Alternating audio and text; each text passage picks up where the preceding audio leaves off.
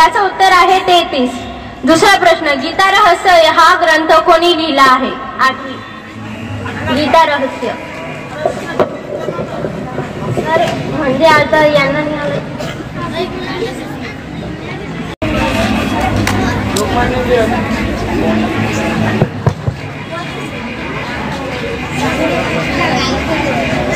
बरोबर उत्तर आहे लोकमान्य टिळक. हॅलो.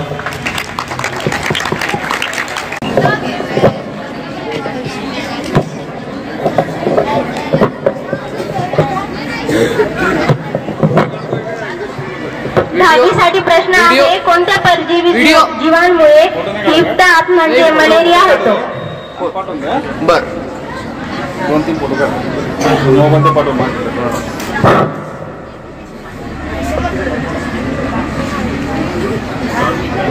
चालू नाही शकत. 8वी साठी प्रश्न आहे, कोणत्या धातूचा उपयोग टिकाऊ चुंबक तयार करण्यासाठी करण्यात येतो?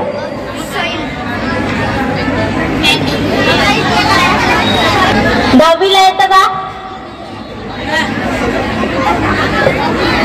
बरोबर उत्तर आहे पोलाद. 8वी साठी पुढचा प्रश्न आहे, भारताचा राष्ट्रीय दिनदर्शिका कोणती आहे?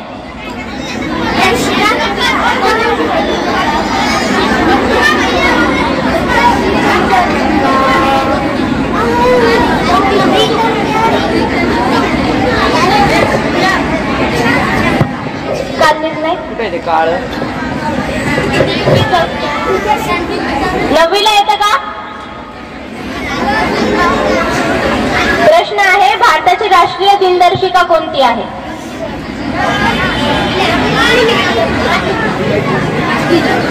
दहावीला विक्रम सावंत. चुकीचं उत्तर आहे. बरोबर उत्तर आहे साका.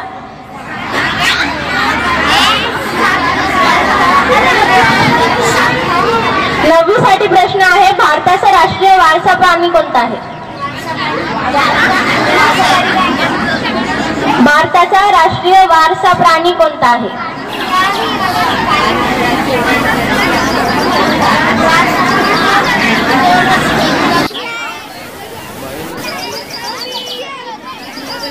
कोणते सर ना? गायकवाड सर ना का? हॅलो.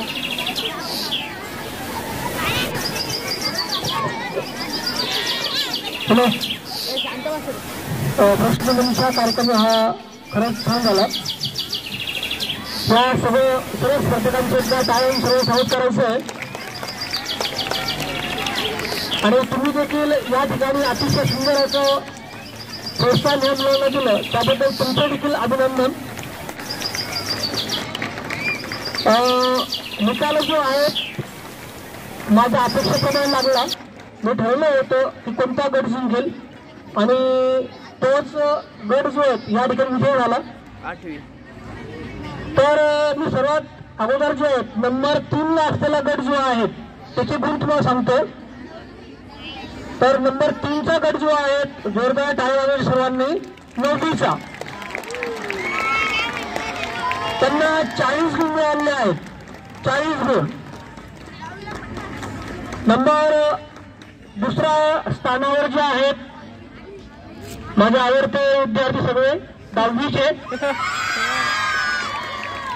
10वीचा गट हा दुसऱ्या स्थानावर आहे. आणि या स्पर्धेचा विजेता जो आहे निश्चित 8वीचे मुलं. 70 गुण त्यांना मिळाले आहेत. लहान पण सगळ्यात भारी असा 8वीचा ग्रुप जो आहे तो या ठिकाणी विजेता झालेला आहे. तर 8वीच्या मुलांचा एकदा जोरदार स्वागत करायचं आहे. विशेषतः 10वीच्या मुलांनी जोरदार टाळ्या वाजवायच्या आहे. ओके, धन्यवाद.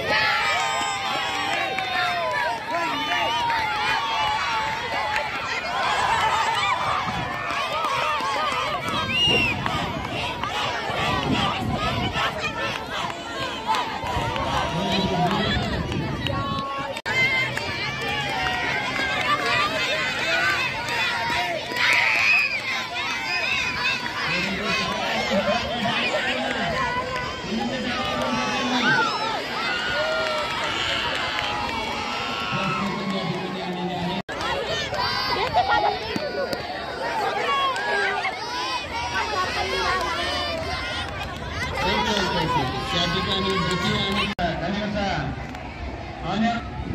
मागे मागे समोर लक्ष. Let's say go.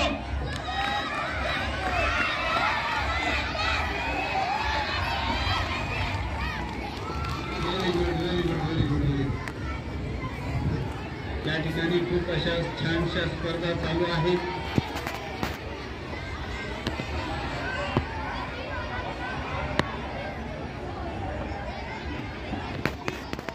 विनर जे आहेत त्यांना माझ्याकडे पाठवा. 7वीचा एक फायनल राहिला.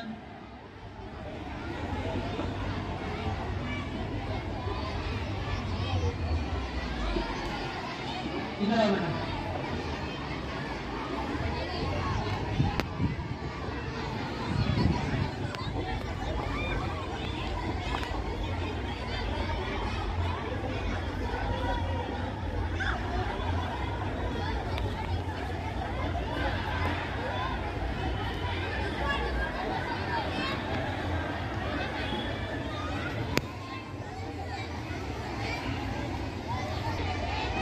रेषेच्या पाठीमागे सरका मागे. बसा खाली. Honour mark. लेट्स से गो.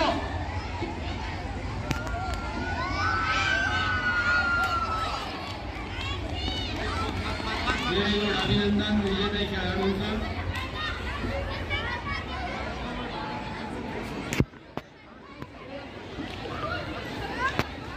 बहिष्कार लेने का बहिष्कार. 6वी आणि 7वीचे मुलं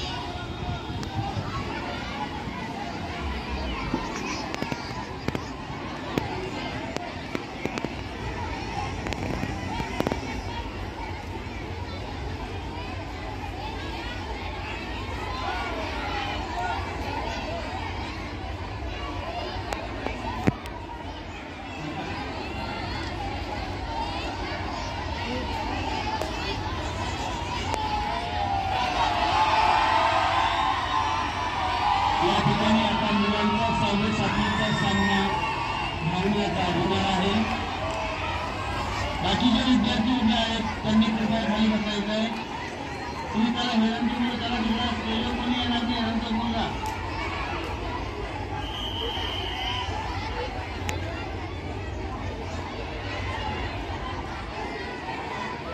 शिक्षकांना विनंती आहे की कृपया विद्यार्थ्यांना खाली बसवायचं आहे.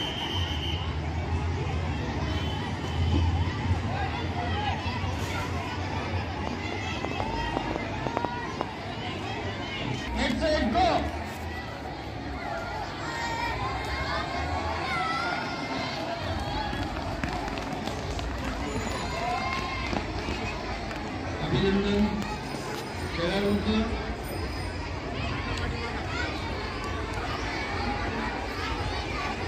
आता 8वी आणि 9वी बॉईज. 8वी आणि 9वी बॉईज. 8वी आणि 9वी बॉईज ज्यांना स्पर्धेमध्ये सहभाग नोंदवायचा आहे त्यांनी सरांशी संपर्क साधायचा आहे.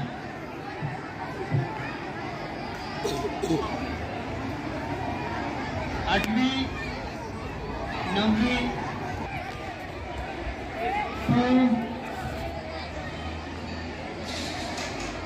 Ready sir. बेटा खाली उतर. 1 2 3 स्टार्ट.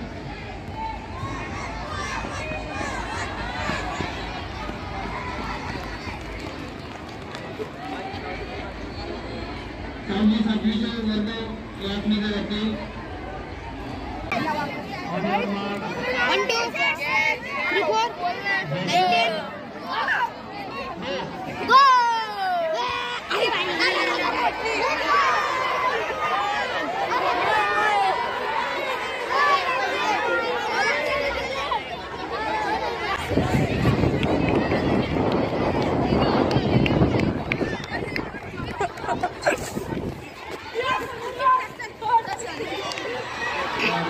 इयत्ता 7वी तुकडी ब.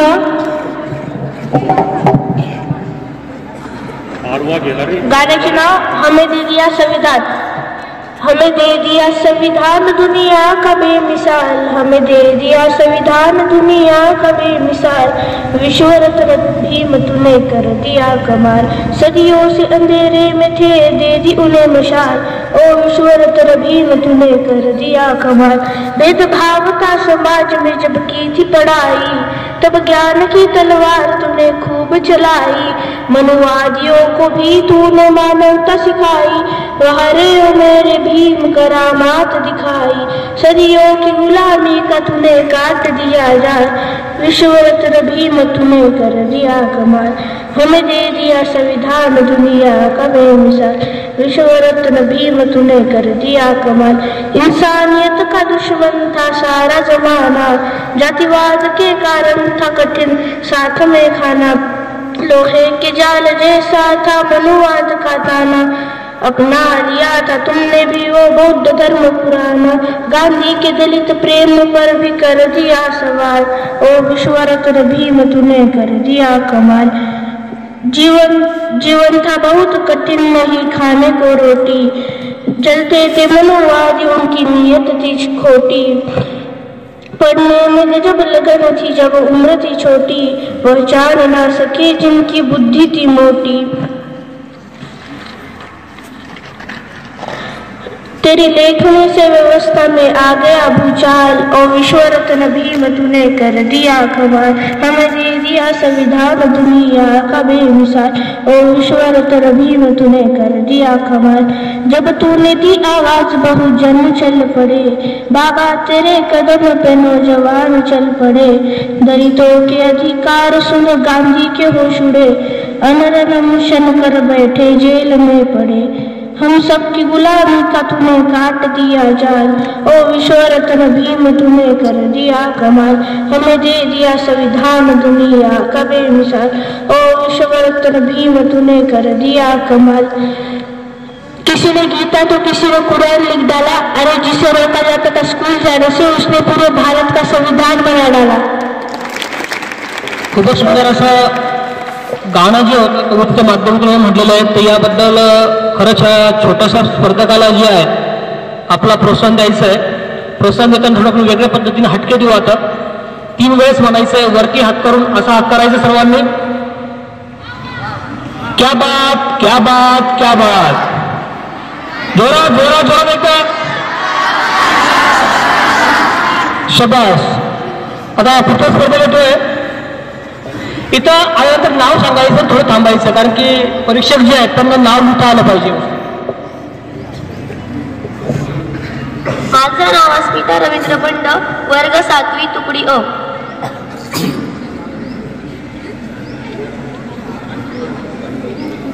कवितेचे नाव या काळाच्या भाळावरती.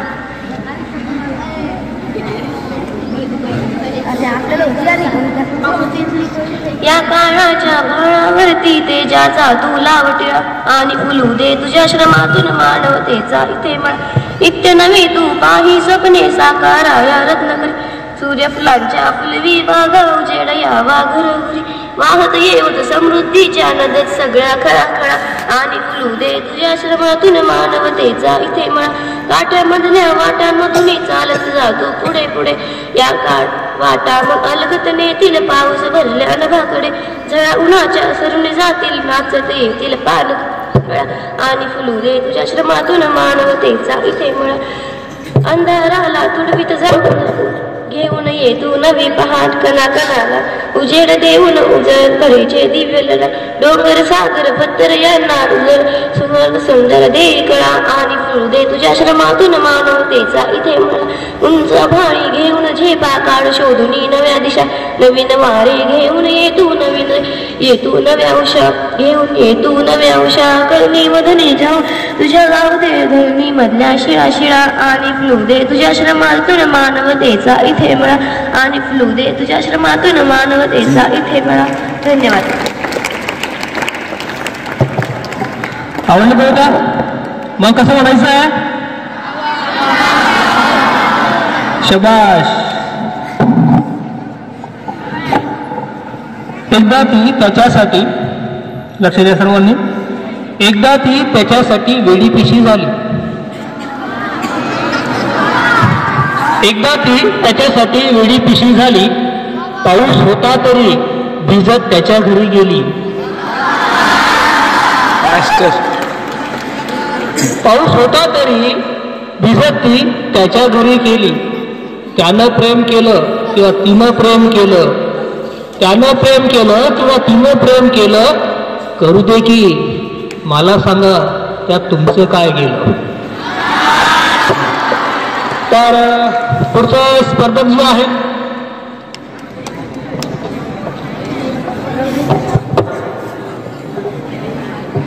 Good morning. माझे नाव धनश्री सीताराम मुंडे, वर्ग 7वी, तुकडी मधुवंती.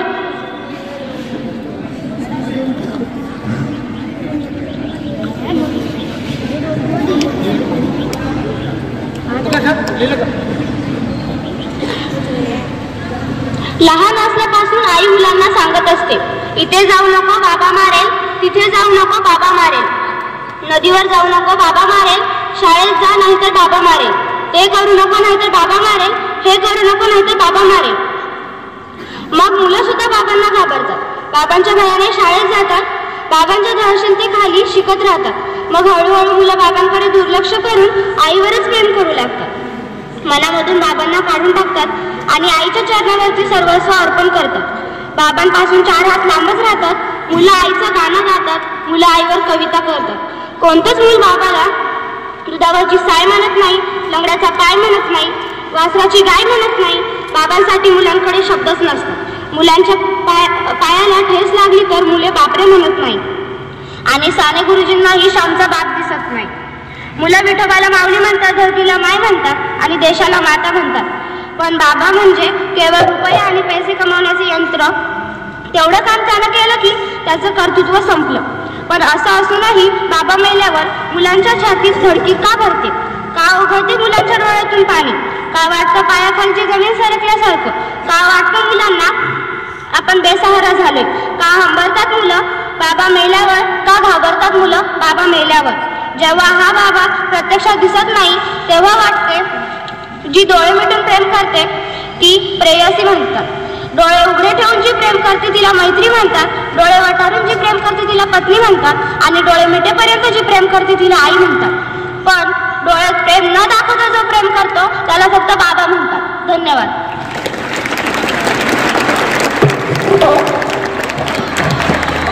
खूप सुंदर. खरं बापाचं ओलं जे असतं ते खूप वेगळं असतं. अति सुंदर असं तिने बापाबद्दल जे आहे या ठिकाणी सांगितलेलं आहे. तुम्हाला छोटीशी गोष्ट जी आहे ती बापाबद्दल मी सांगतो. आईबद्दल सर्वच जण बोलतात पण बापाबद्दल बोलणारे जे आहेत ते खूप कमी आहेत. मी जवळपास शिकवताना मला सांगतो, एक छोटीशी मुलगी होती, एक जवळपास 6-7 वर्षाची. शेतकरी कुटुंब होतं. बाप आणि ती शेतामध्ये काम करत होती. काम करत असताना पावसाळ्याचे दिवस होते आणि पावसाळ्याचे दिवस असल्या कारणानं दुपारची वेळ झाली. दुपारची वेळ झाल्यानंतर आकाशामध्ये जे होते ढग जमा झाले आणि पावसाला काय झाली, जोरदार सुरुवात झाली. तर आता बाप जो आहे त्या चिमुकल्या मुलीला म्हणतो की बाळा आता लवकरात लवकर आपलं घर काय गाठायला पाहिजे. तर शेतातून घरी जायला काय एक नदी आडवी असायची आणि आपण कधी तिथे वेळ लावला, पाऊस जोरात पडतोय, त्या नदीला काय येईल, पूर येईल, म्हणजे आपल्याला काय जाता येणार नाही. त्याची चिमुरडी म्हणते, बाबाला म्हणते काही हरकत नाही आहे. बाप तिला उचलून घेतो आणि उचलून घेतल्यानंतर ते ताबडतोब आपलं घर जे आहे ते जवळ करण्याचा प्रयत्न करतात. पण जेव्हा ते नदीजवळ जातात तर नदीला काय असतं, खूप पाणी आलेलं असतं आणि मग पाणी आलेलं असल्या कारणाने तो बाप त्या पोरीला म्हणतो, 6-7 वर्षाच्या पोरीला, की बेटा तू एक काम कर, तू माझा हात जो आहे, नीट लक्ष देऊन ऐका त्या ठिकाणी, तू माझा हात जो आहे तो काय कर, पक्का धर आणि माझा हात का तू सोडू नको आणि हा नदी जी आहे, नदीचं पात्र जे आहे त्यावर पार करू. तेव्हा ती मुलगी जी आहे बापाकडे पाहते आणि पाहत असताना बापाला म्हणते, मी तुमचा हात धरणार नाही. प्रश्न पडतो या ठिकाणी.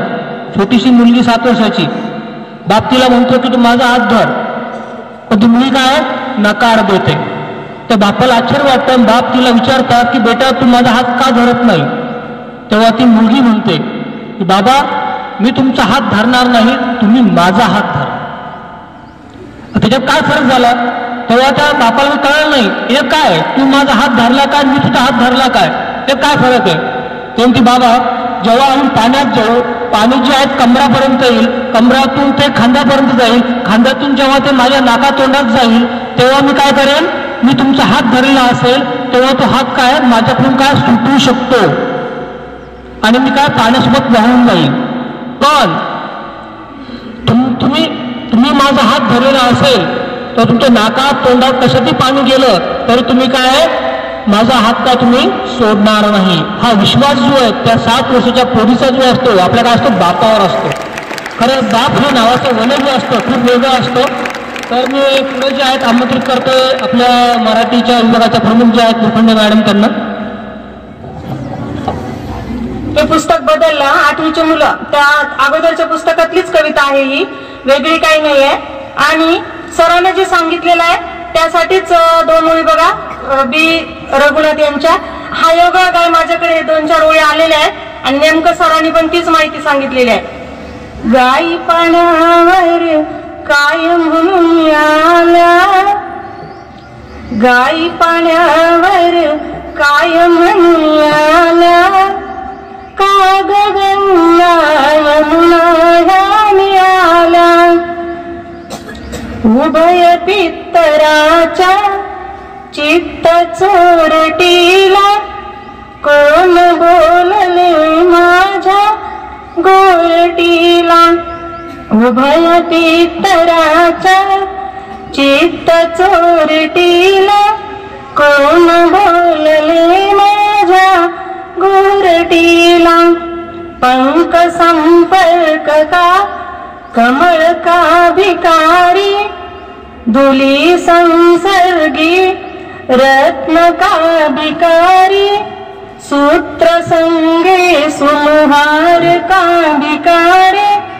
लाट उसळून जळी खळे व्हावे, लाट उसळून जळी खळे व्हावे, त्यात चंद्राचे चांदणे पडावे, तसे गाली हसता तुझ्या व्हावे, उचंबळून लावण्य वर व्हावे, गाई पाण्यावर काय म्हणून आल्या, का गंगा यमुना आल्या. ही कविता आहे बघा की एक गरीब वडील असतात आणि ती मुलगी खूप सुंदर असते दिसायला आणि तिची पर्सनॅलिटी पण खूप सुंदर असते, तिचं व्यक्तिमत्व, तिला गाणं येतं, तिला खेळ येतो, ती अभ्यासात हुशार असते. परंतु एकदा काय होतं वर्गामध्ये ती मुलं काही चिडवतात, मुलं मुली तिला की तुझे कपडे कसे, तुझे डब्यात काय आणते तू, अशा प्रकारे तुझे वडील कसे येतात इथे, डब्बा घेऊन आले तर कसे दिसतात, माती कामाला जातात, अशा टाईपचं चिडवतात कोणीतरी तिला. मग ती घरी जाऊन रडत बसते तर वडील येतात आणि म्हणतात काय झालं बाबा तुला, का रडतेस तू. तर ती आपलं सांगते की बाबा तुम्ही तिथे आल्याच्या नंतर तुमच्याकडे बघून मुलांनी मला चिडवलं आणि मला असं म्हणतात की काय तुमच्या घरी काही नाही वगैरे, अशा प्रकारचं चिडवतात. तेव्हा त्यांचे वडील ही कविता गातात. कळालं का तुम्हाला त्याचा अर्थ? गाई पाण्यावर म्हणजे डोळ्यात अश्रू का आले आणि पंख संपर्के म्हणजे चिखलाच्या संपर्कात आलं कमळ भिकाऱ्यासारखं दिसतं का, उलट ते काय होतं त्या चिखलामध्ये ते प्रसन्न दिसतं आणि धुळीमध्ये जे काही सोनं मातीमध्ये सापडतं त्याची चकाकी, त्याचं किंमत माहिती आहे ना तुम्हाला. सगळे आपण त्याला किती लाईक करतो आणि ज्याप्रमाणे लाट समुद्रामध्ये उसळते तेव्हा त्या समुद्राचं सौंदर्य जसं वाढतं तसं तुझ्या गालावर जी खळी पडते त्यामुळे तुझं सौंदर्य खूप खुलून दिसतं आणि तुझी पर्सनॅलिटी खूप छान आहे. तू काही मुलांचं मनावर घ्यायचं नाही, तू तुझी पर्सनॅलिटी काय करायची आहे, वाढवायची आहे. त्यामध्ये तू कोणाचंही ऐकायचं नाही असं म्हणून तिचे वडील तिचा खूप लाड करतात. असे कवी बी यांनी आपल्या मुलांचं आणि मुलीचं आणि वडिलांचं नातं छान स्पष्ट केलेलं आहे. अशा प्रकारे आपण या ठिकाणी आपल्या काही शिक्षकांना पण संधी देणार आहोत इथे गाणं म्हणण्यासाठी, काव्यवाचन करण्यासाठी. त्यामध्ये आपल्या रोज छानपैकी प्रार्थना म्हणणाऱ्या आणि गोड आवाजामध्ये आपल्या अवचार वाघ मॅडम या ठिकाणी आपली कविता सादर करणार आहेत.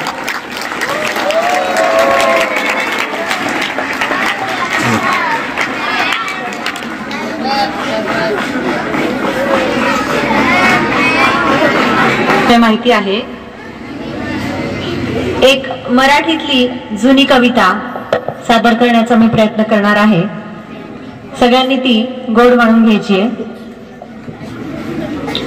त्या कवितेचे बोल आहेत, तू नव्या जगाची आशा.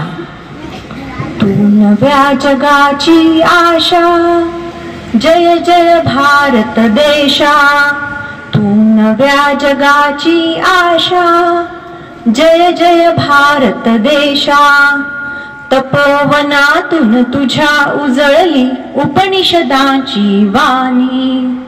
तपोवनातून तुझ्या उजळली उपनिषदांची वाणी.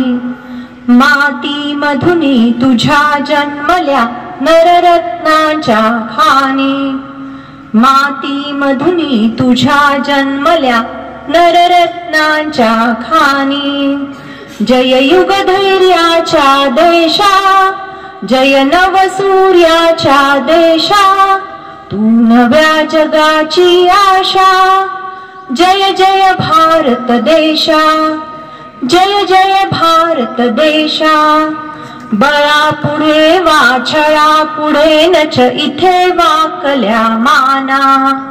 बळा पुढे वाछळा पुढे नच इथे वाकल्या माना. अन्यायाला भरे का परे बघुनी शूर अभिमाना. अन्यायाला भरे का परे बघुनी शूर अभिमाना. जय आत्मशक्तीच्या देशा, जय त्याग भक्तीच्या देशा. तू नव्या जगाची आशा, जय जय भारत देशा. जय जय भारत देशा. श्रमातुनी पिकलेली शेते पहा डोलती धुंद. श्रमातुनी पिकलेली शेते पहा डोलती धुंद. घामाच्या थेंबातून सांडे हृदयातील आनंद. घामाच्या थेंबातून सांडे हृदयातील आनंद. जय हरित क्रांतीच्या देशा, जय विश्व शांतीच्या देशा. तू नव्या जगाची आशा, जय जय भारत देशा. जय जय भारत देशा. पहा झोपड्या कंगालांच्या थरथरल्या भवताली. पहा झोपड्या कंगालांच्या थरथरल्या भवताली. अन्यायाला जाळीत उठल्या झळकत लाख मशाली.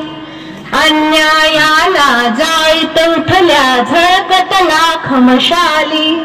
जय लोकशक्तीच्या देशा, जय दलित मुक्तीच्या देशा. तू नव्या जगाची आशा, जय जय भारत देशा. तू नव्या जगाची आशा, जय जय भारत देशा. जय जय भारत देशा. जय जय भारत देशा. धन्यवाद. ऐका तुम्ही, क्या बात क्या बात क्या बात. खूप सुंदर असं कविता जे सादरीकरण केलेलं आहे. अवश्य ही सुंदर दासरी असते. अवश्य ही सुंदर दासरी असते. जवळ घेता आली पाहिजे. आपले चोट आपला श्वास सुरात लावता आला पाहिजे. सुरात लावता आला पाहिजे. पुढच्या स्पर्धात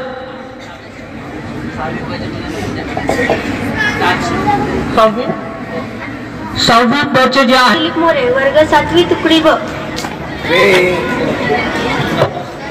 माझं नाव तनिष्का दिलीप मोरे वर्ग 7वी तुकडी ब.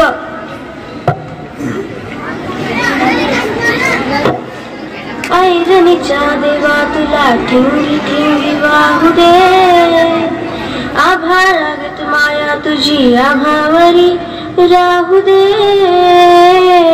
आभारागत माया तुझी आभावरी राहू दे. लेऊन गरिबीचं जन खाऊ लोखंडाचं जिना भाव. आभारूच धनी मातुर माझा देवा वागावानी असू दे. ऐरणीच्या देवा तुला ठिंगी ठिंगी वाहू दे. लक्ष्मीच्या हातातली चौरी व्हावी वर खाली इडा पिडा जाई आली किरपा तुझी भाग्यातल्या सुरासंग गाऊ दे आभाळागत माया तुझी महावरी राहू दे सुख थोडं दुःख भारी दुनिया ही भली बुरी सुख थोडं दुःख भारी दुनिया ही भली बुरी घाव बसल घावावरी सोसायाला झुंजायाला अंगी बळ येऊ दे सोसायाला झुंजायाला अंगी बळ येऊ दे आभाळागत माया तुझी आम्हावरी राहू दे ऐरणीच्या देवा तुला ठेंगी ठेंगी वाहू दे आभाळागत माया तुझी आभावरी राहू दे. थँक्यू.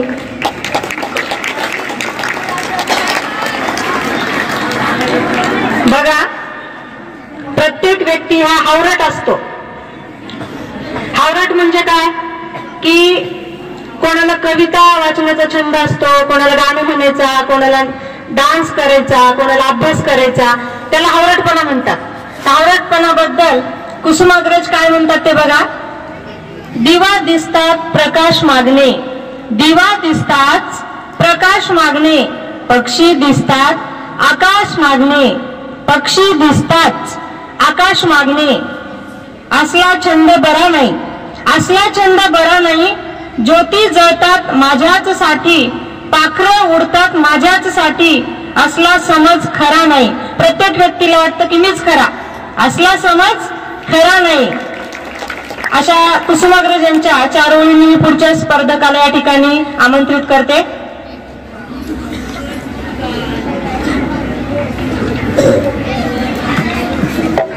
माझे नाव ओमप्रसाद ज्ञानेश्वर अंकलगोटे, 8वी तुकडी APJ अब्दुल कलाम. माझ्या कवितेचं नाव आहे शेतकरी बाप. शेतामध्ये माझी खोप तिला बरटीच झाक, तिथं राबत कष्ट तो माझा शेतकरी बाप, तिथं राबत कष्ट तो माझा शेतकरी बाप.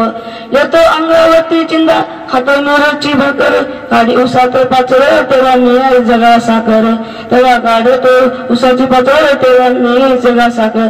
साखर काटा त्याच्याच कापाई, काटा त्याच्याच कापाई, त्यानं काय केलं पाप माझा शेतकरी बाप, माझा शेतकरी बाप.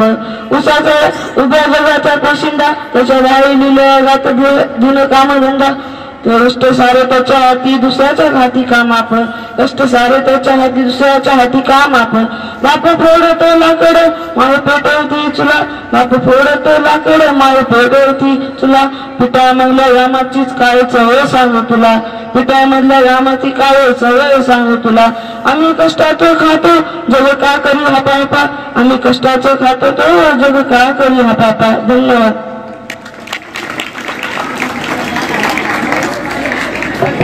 धन्यवाद. शेतकऱ्याची सुंदर अशी कविता जी त्यांनी गायली आहे. तर मी पुढे जे आहेत बघा, एक शिक्षक जे आहेत त्यांना पण कविता म्हणाशी वाटत आहेत. सुरुवातीला इंग्रजी विषय शिकवणारे मॅडम येऊन गेले, त्यांनी मराठीत कविता म्हटली. आता हिंदी शिकवणारे सर येत आहे, तिथे मराठीत कविता म्हणतायत. मी आदरणीय कुंडारे सरांना अशी विनंती करतो की त्यांनी आपलं कविता सादरीकरण करायची आहे.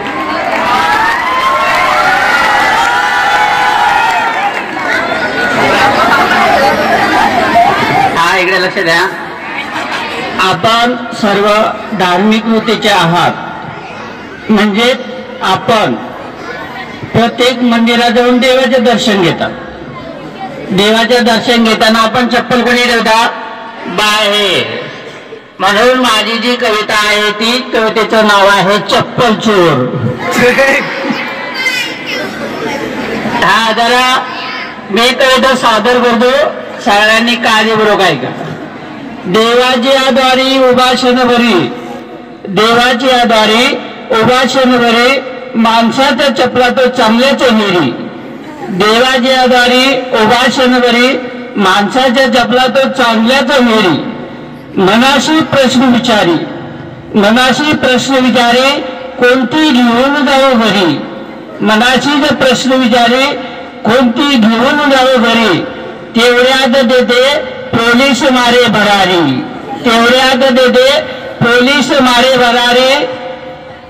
पोलीस ज्याला पाठवे तुरुंगाच्या द्वारे, पोलीस ज्याला पाठवे तुरुंगाच्या द्वारे, तो तर पोलिसाला म्हणे ही तर माझी पंढरीची वारी, ही तर माझी पंढरीची वारी.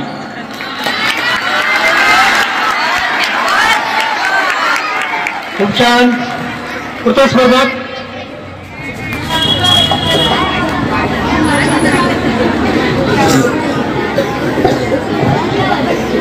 Good morning. माझं नाव साईभाऊसाहेब सपकाळ, इयत्ता 9वी तुकडी. मित्रांनो, तुम्हाला माहित आहे की आई आपल्यासाठी खूप कष्ट करते, पण जो बाप कष्ट करतो त्याच्या पुढे काहीच हे नसतं.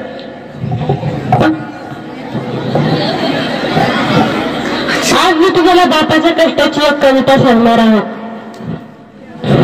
बाळानवानी पायाचा ठसा मातीत उठतो, बाळावर घामाचा पानानं बाण फुटतो, नद पाणी पाणी होतो, माती चिखल होती, कोणाच्या जीवनाची मांग कल होती, डोळ्याला बुकंद बाप पाहून फाटतो, बाळावर घामाचा पानानं बाण फुटतो, हात पायात चिखल बाप घामामध्ये पीक पाऊन शिवारी थोडा टाकरा झाला, बाप आरोळी मारता रडत उठतो, बाळावर घामाचा पानानं बाण फुटतो, बाप रागत होऊन रोज पाटा उठतो, मग कंसाचा जन्म तेव्हा ताटातून होतो, दाणे कंसाला येता बाप हुरडा वाटतो, बाळावर घामाचा पानाना बाला फुटतो, येता घरात जोंधळा बाप काढणी करत, शेत राहून उपाशी पोट जगाच भरत, जातो आळशी होऊन तरी आळा तुटतो, बाळावर घामाचा पानानं बाला फुटतो. धन्यवाद. परत एकदा इथे कुसुमाग्रज येत आहेत आपल्या समोर, बघा त्यांच्या 2 ओळी. विझलो आज जरा मी, विझलो जरा आज मी, माझा अंत नाही, पेटेन उद्या नव्याने, हे सामर्थ्य नाशवंत नाही. तुमच्या विद्यार्थ्यांसाठी हवे, तुम्हाला प्रेरणेचे 4 हवे आहेत की तुमच्या आयुष्यामध्ये तुम्हाला अभ्यास करून काही बनायचंय. त्यासाठी आपण त्या कविता या ठिकाणी तुमच्या समोर ही ओळ या ठिकाणी सादर करत आहे. विझलो आज जरा मी, हा माझा अंत नाही. जर अभ्यासात कमी असलं तरी काही हरकत नाही, उद्या करू शकता तुम्ही आजपासून तयारी. पेटेन उद्या नव्याने, हे सामर्थ्य नाशवंत नाही, छाटले जरी पंख माझे, छाटले जरी पंख माझे, पुन्हा उडेन मी, पुन्हा उडेन मी, अडवू शकेल मला अजून अशी भिंत नाही, अडवू शकेल मला अजून अशी भिंत नाही. धन्यवाद. पुढचा स्पर्धक या ठिकाणी येत आहे.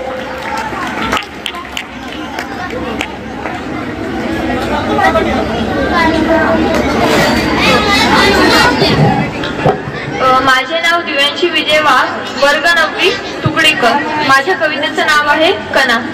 ओळखलत का सर मला, पावसात आला कुणी, कपडे होते कर्दमलेले, केसात वरती पाणी, क्षणभर बसला नंतर हसला, बोलला वरती पाहून, गंगा माई पाहुणी आली, गेली घरत्यात राहून, माहेर वाशीन पोरी सारखी 4 भिंतीत नाचली, मोकळ्या हाती जाईल कशी, बायको मात्र वाचली, भिंत कसली चूल विजली, होते नव्हते नेले, प्रसाद म्हणून पापण्यामध्ये पाणी थोडे ठेवले, कारभारणीला घेऊन संगे सर आता लढतो आहे, पडकी भिंत बांधतो आहे, चिखलात गाळा काढतो आहे, खिशाकडे हात जातात हसत हसत उठला, पैसे नको सर जरा एकटेपणा वाटला, मोडून पडला संसार तरी मोडला नाही कणा, पाठीवरती हात ठेवून नुसतं लढ म्हणा. थँक्यू. खूप सुंदर. मरून पडला संसार तरी मोडला नाही कणा, पाठीवरती हात ठेवून फक्त लढ म्हणा. अति सुंदर अशी कविता जी होती कणा. मला असं वाटतं ते काव्य स्पर्धेमध्ये जे आहेत सर्वात जास्त 10वीच्या मुलं ते सहभागी होतील, कारण त्यांचे शेवटचं वर्ष आहे. आणि 10वीच्या मुलांचं कसं आहे की असं आहे, प्रेम तिच्यावर करायचं, तिच्या घराभोवती फिरायचं. प्रेम तिच्यावरती करायचं, तिच्या घराभोवती फिरायचं आणि एक दिवस तिच्याच लग्नात पोटभर जेवायचं. पुढचा स्पर्धक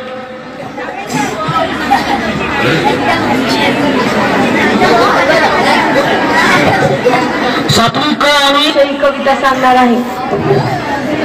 आपल्या मोबाईल वरून कधीतरी आपलाच नंबर लावून पहा, लावल्यावर त्या आवाज येईल. त्या नंबर यो कॉलिंग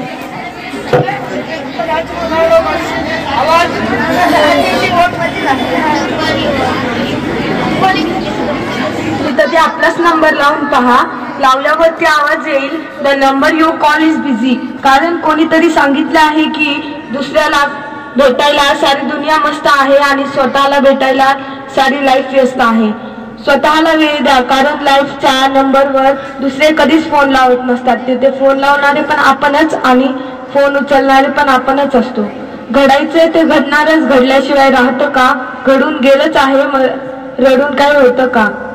2 दिवसांच्या दुःखासाठी कोणी जगणं सोडतं का? सगळे दिवस सारखे राहिला आयुष्य कुठे थांबतं का? सगळे दिवस सारखे राहिला आयुष्य कुठे थांबतं का? किती आपले किती परके हे चेहऱ्यावरून कळतं का? किती आपले किती परके हे चेहऱ्यावरून कळतं का? सुटले किती हात जरी कोणी कोणा वाचून मरतं का? अंधार दिसतोय चोहीकडे म्हणून सगळं संपतं का? अंधार दिसतोय चोहीकडे म्हणून सगळं संपतं का? थकले असतील पाय जरी आयुष्य कुठे थांबतं का? थकले असतील पाय जरी आयुष्य कुठे थांबतं का? विसरून जावे ज्याला ते दुःख कोणी घेतं का?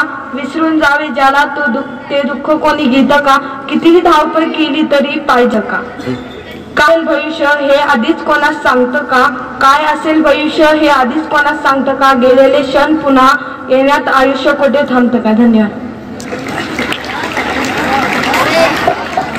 कवींचे नाव माहित आहेत का तुम्हाला?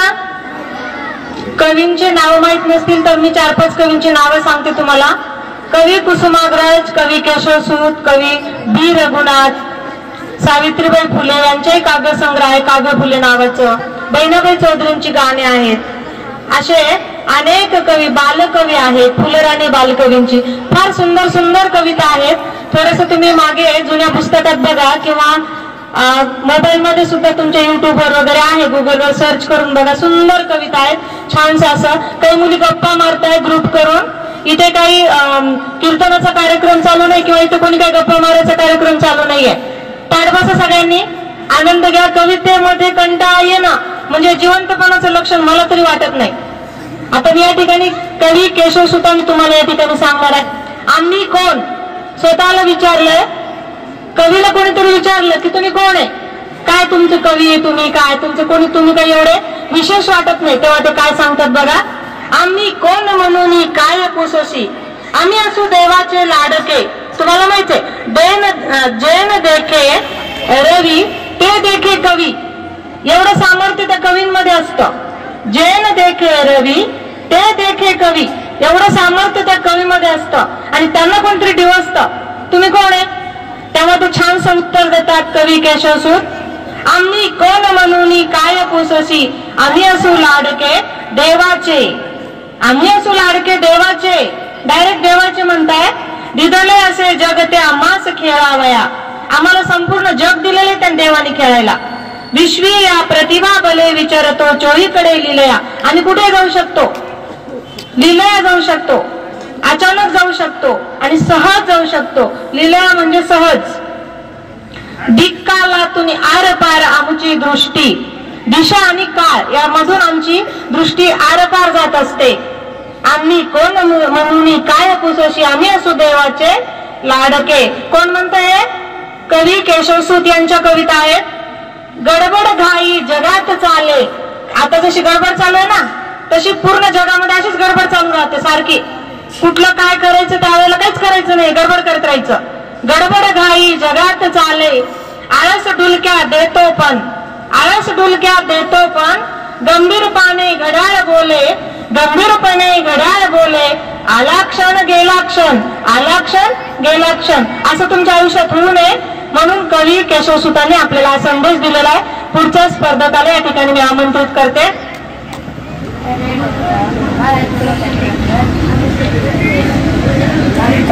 हमेशा मारते रहते हैं, हमेशा पीटते रहते हैं, हमेशा कहते हैं पढ़ाई करो। पर कभी आपने सोचा है क्या, जब वो मारते हैं तब हमारी गलती होती है, जब वो कहते हैं पढ़ाई कर तब वो उन्हें कहना पड़ता है पढ़ लिख कर बड़ा आदमी बना से होते हमारे पापा। वैष्णवी आणि शहाणे इयत्ता 10वी तुकडी। मैत्री ही माझी पहिली स्वरचित कविता आहे। मैत्री म्हणजे हक्काचं घर असतं। या घरात शिरल्यावर अनेक नव्या मैत्रिणी भेटतात, पण अशा मैत्रिणी कमीच भेटतात ज्या एक दिवस भेटल्या नाही तेव्हा मन बेचैन होतं। तशा माझ्या मैत्रिणी प्रेरणा, प्राची, वैष्णवी। सुरुवात झाली आमची मैत्रीची अशी, हाय हॅलो कसं काय, तुझे नाव काय म्हणत सुरुवात होते मैत्रीची। नालायका, पागल, गधड्या, मूर्खा म्हणत घट्ट होते मैत्री। तू येणार असशील तर मी पण येईल, नाही तर जाऊ दे म्हणत परिपक्व होते मैत्री। थोडे रुसावे, थोडे फुगावे, अनेक सॉरी म्हणत टिकून राहते मैत्री। डोळे पुसायला कोणीतरी असेल तर रुसायला बरं वाटतं, ऐकणारं कोणीतरी असेल तर मनातलं बोलायला बरं वाटतं, कौतुक करणारं कोणी असेल तर थकेपर्यंत राबायला बरं वाटतं, नजर काढणारं कोणी असेल तर नाटायला बरं वाटतं। असेल तुमच्यासारखे मैत्रिणी तर मरेपर्यंत जगायला बरं वाटतं।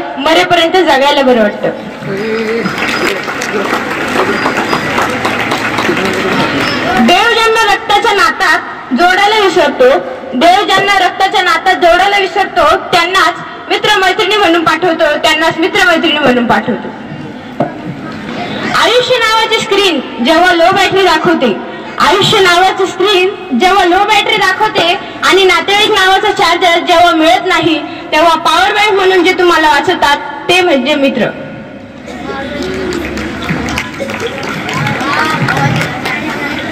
अनोळखी म्हणत असताना अचानक एकमेकांची सवय होऊन जाणे ते म्हणजे मित्र।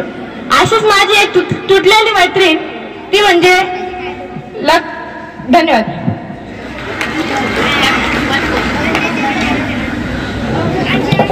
खूप छान मैत्रीवरती बोलली। खरं मित्रच जे आहेत, मित्राचं आणि आपलं नातं जे असतं ते वेगळं असतं। एका कवीने म्हणलेलं आहे, दुःख अडवायला उंबऱ्या सारखा। सर्वांनी कविता ऐकली असेल ती। दुःख अडवायला उंबऱ्या सारखा, मित्र वनव्यामध्ये गारव्या सारखा। खरंच मित्र जो असतो, किती वनवा असेल, वनवा म्हणजे काय, संकट असेल तेव्हा जी साथ लाभते ती खरं आहे मित्राची लाभते। तर पुढचा स्पर्धक येतोय समोर।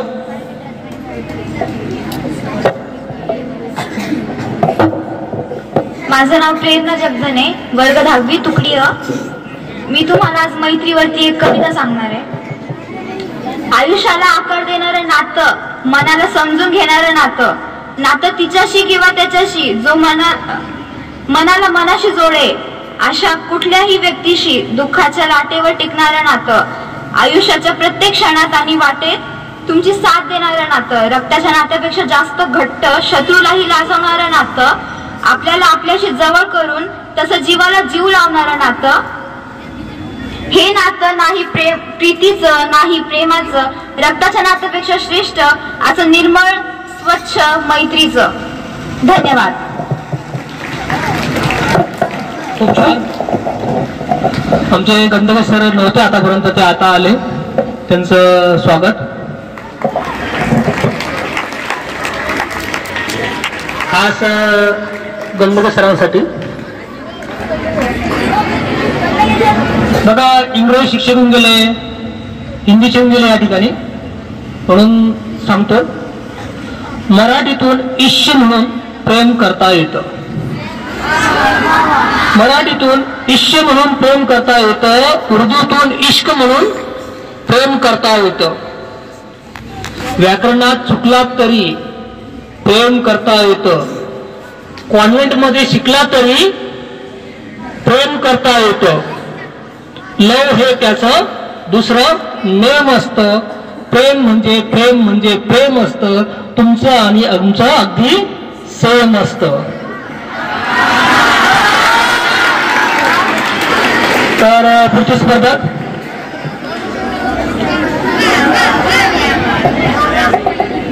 माझे नाव दर्शना अजय पवार, वर्ग 10वी तुकडी अ. मी आज तुमच्या समोर आयुष्य ही कविता सादर करणार आहे. आयुष्यभर सोबत असून जवळ कधी बसत नाही. एकाच घरात राहून आम्ही एकामेकाच दिसत नाही. हरवला तो आपसातला जिव्हाळ्याचा संवाद. एकामेकास शोध घेऊन नित्य चाले वादविवाद. धावतो आहे मी, दिशा मात्र कळत नाही. हृदयाचे पाऊल कधी हृदयाकडे वळत नाही. इतकं जगून झालं पण जगायला वेळ नाही. जगतो आहोत कशासाठी, काहीच कशाला वेळ नाही. क्षण एक येईल असा घेऊन जाईल हा श्वास. अर्ध्यातच थांबलेला असेल जीवन प्रवास. अजूनही वेळ आहे, थोडे तरी जगून घ्या. सुंदर अशा जगण्याला डोळे भरून बघून घ्या. धन्यवाद. पण ज्या 4 ओळी इथे सांगितलेल्या आहेत त्याने मंगेश पाडगावकर या कवींच्या सांगितलेल्या आहेत. कवींची नावं लक्षात ठेवा. या निमित्ताने पुढचा स्पर्धक या ठिकाणी मी आमंत्रित करते.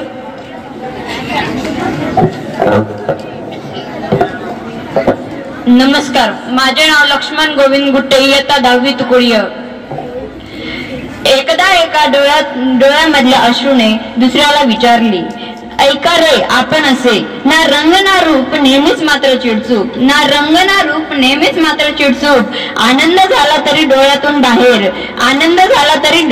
बाहेर. दुःखाच्या प्रसंगी दुराव्याचा आहे. कोणीच कसे थांबवत नाही आपल्याला. किनाराही साधा नाही या पाण्याला. दुसऱ्यालाही जरा मग प्रश्न पडला. खूप विचार करून मग तो बोलला, रंग रूप नसला तरी चिडचूप असलो जरीही आधार ठेवतो भावनांचा, आदर राखतो वचनांचा. सात्वनाचे बोल आपणच, अंतरीही खोल आपणच. सुखात आपले येणे व्यक्तिपरत्व. दुःखाच्या प्रसंगी आपलेच मात्र महत्व. आपल्याला कोणी नाही थांबू शकत. बंधनात नाही कोणी बांधू शकत. उद्रेक आपल्या मनातील वेदनांचा, नाजूक धागा वचनातील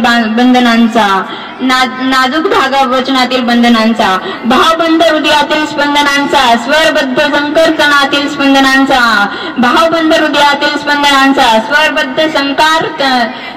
स्पंदनांचा. म्हणूनच आपले बाहेर पडणे भाग आहे. आपल्यामुळेच आज हे जग उभे आहे. अशीच आपली ही कहाणी ऐकून अश्रूंची ही वाणी. अश्रूंच्या डोळ्यात म्हणूनच आले पाणी. धन्यवाद. कवी कुसुमाग्रज.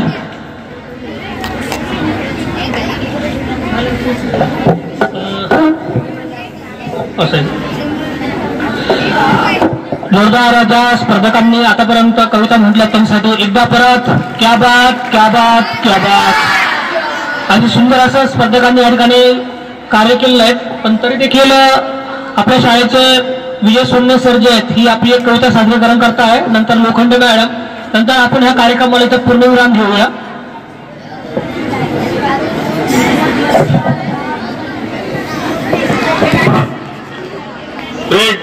बरोबर सावधान. बघा विद्यार्थी मित्र, एक शोकांतिका अशी वाटते की बऱ्याच जणांनी प्रेमावर कविता म्हटल्यात, बऱ्याच जणांनी आईवर कविता म्हटली, बऱ्याच जणांनी वडिलांवर कविता म्हटली. पण आपली शोकांतिका अशी आहे, ते बेटा लक्ष दे, की ज्यांच्यामुळे आपण जगतो, ज्यांच्यामुळे आपण या जगामध्ये व्यवस्थित फिटनेस आपलं राहतं, असा आपला शेतकरी वर्ग, या शेतकऱ्यासाठी एकही कविता या ठिकाणी प्रेझेंट झाली नाही. त्यामुळे मला असं वाटलं की आपण आपल्या शेतकऱ्याबद्दल एक कविता या ठिकाणी सादर करावी. बघा, आपल्या देशामध्ये क्रिकेटचं इतकं वेळ आहे की क्रिकेटसाठी आपण काहीही करायला बसलो. आत्ताच आपलं वर्ल्ड कप झालं. त्या वर्ल्ड कपमध्ये आपण हरल्यानंतर बऱ्याच लोकांनी त्या ठिकाणी स्वतःच्या टीव्या फोडल्यात. बऱ्याच जणांनी म्हणजे इतकं त्या ठिकाणी आपण क्रिकेट वेडं झालेलो आहोत. पण आपल्या शेतकऱ्याचे हाल कोणीच समजून घेत नाही. बघा, मी आपल्या शेतकऱ्यांसाठी एक कविता या ठिकाणी सादर करतो. विराट 17 करोडोत गेला. IPL मध्ये आता आपण बघतो की IPL ची बिटिंग होत असते. विराट 17 करोडोत गेला. धोनी 15 करोडोत गेला. विराट 17 करोडोत गेला. धोनी 15 करोडोत गेला. जगाचा पोशिंदा मात्र झाडावर लटकून मेला. जगाचा पोशिंदा मात्र झाडावर लटकून मेला. मित्र हो, आताच कालच्या बातम्यामध्ये ज्यावेळेस हिवाळी अधिवेशन झालं त्या ठिकाणी आकडा देण्यात आला, फक्त विदर्भामध्ये जवळपास 2,500 शेतकऱ्यांनी आत्महत्या केलेली आहे. आणि शेतकरी ज्यावेळेस आत्महत्या करतो त्यावेळेस तो काही आनंदात नसतो.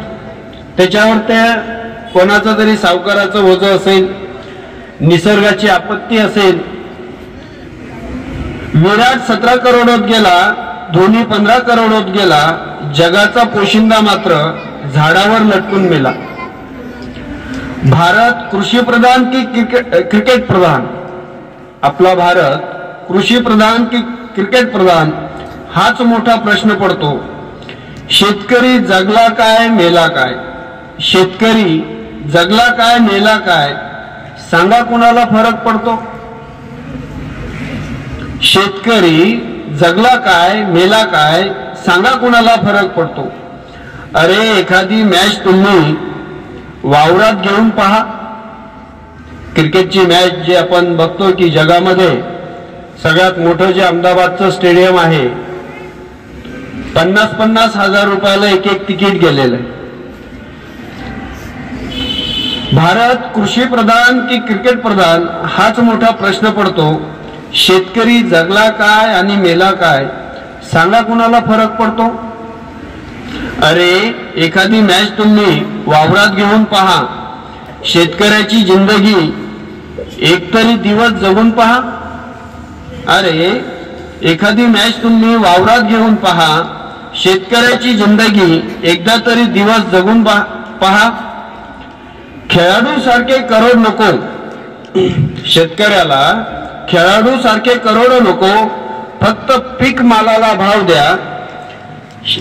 खेळाडूला करोडो सारखे बिटिंग नको किंवा करोडो सारखे रुपये नको, फक्त पीक मालाला भाव द्या. कृषी रत्न कृषी